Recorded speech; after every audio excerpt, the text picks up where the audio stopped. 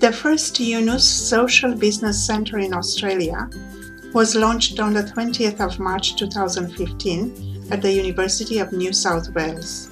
Pleased to inaugurate the new Yunus Innovation Health Hub.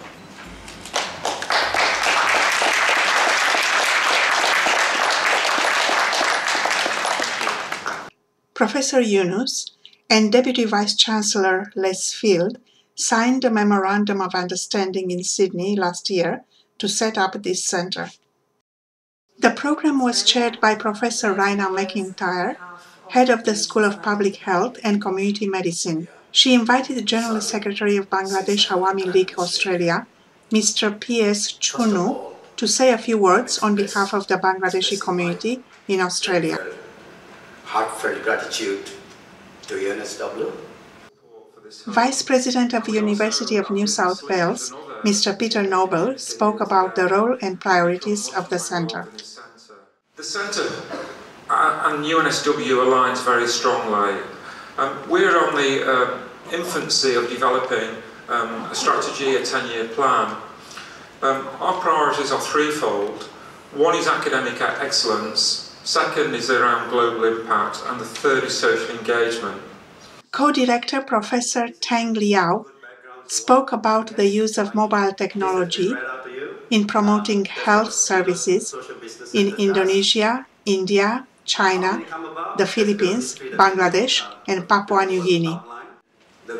Because of the work done in Bangladesh in mHealth assessment by Shari Akhtar, will be one of the panelists, and the discussion and the engagement with the Yunus Business Centre and the Grameen Bank call centre, it led to the formation of the engagement to form a Yunus Social Business Centre in University of New South Wales. And as we mentioned before, the rest is history. Hopefully we'll make it work. Pradeep has worked in Bangladesh for a long time, and maybe you'd like to say a few words about your work there and how the connections came together to give us this opportunity to have a Yunus hub here. Okay, it goes back to 10 years. Professor Pradeep Roy spoke about his involvement with e-health and mHealth in developing countries. Through ITU, a UN body for mHealth, and immediately after that, the tsunami came in the Indian Ocean, and we got involved in this mHealth development for Indonesia, Banda Aceh region. I'm glad that one of our students is now from Banda Aceh, Tuku.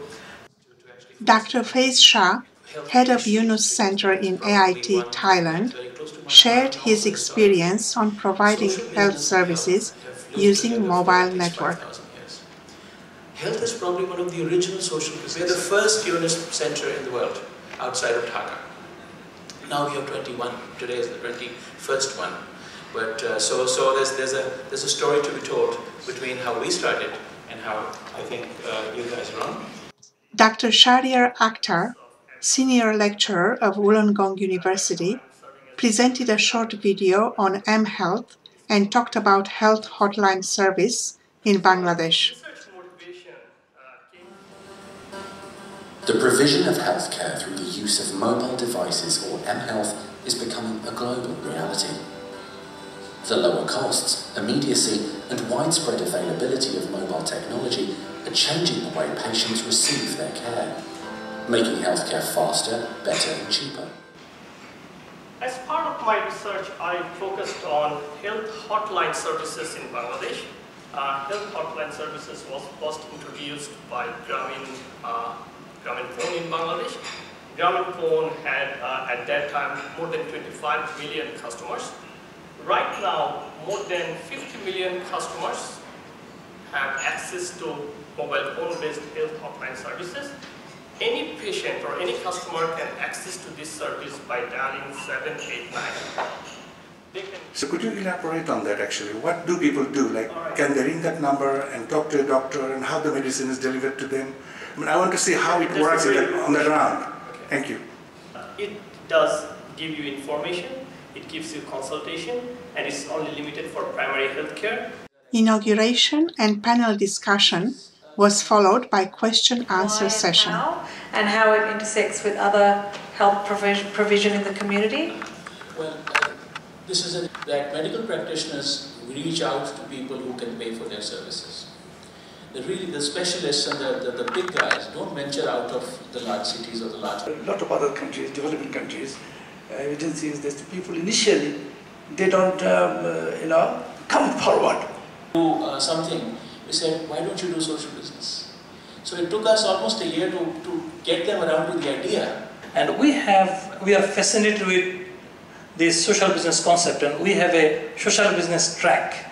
Could you be in competition with those systems in some settings? Access government services, because one, they don't have the money, two, they don't have social insurance, so they keep falling out of the basic healthcare that the government provides. Change the situation in the ground, and especially in our part of the world, surgical service to the community is a very expensive one. To establish any business, you essentially go through some studies.